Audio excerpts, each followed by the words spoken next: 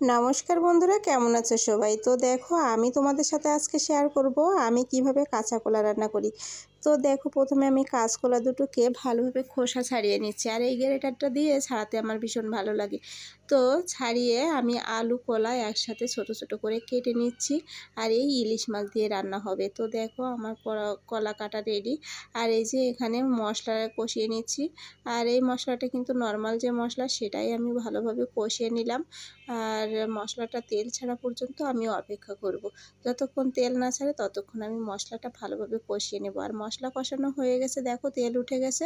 এখন আমি ভেজে রাখা কলা আর আলু দিয়ে দেব। আর এই আলু আর কলাটা আমি মাছ ভাজার পরে একটু ভেজে রেখেছিলাম, এখন আবার মশলার সাথে দিয়ে কষিয়ে নেব, যাতে মশলাটা ভালোভাবে আলু আর কলার ভিতরে ঢুকে যায়, যাতে খুব ভালো লাগে। তো এই জন্য আমি একটু সময় নিয়ে ভালোভাবে কষাচ্ছিলাম। তো দেখো, আমার কষানো শেষ, আর আমি দিয়ে দিলাম ঝোল। আর এই ঝোলটা দিয়ে অপেক্ষা করব যতক্ষণ পর্যন্ত ঝোলটা না ফুটে ওঠে।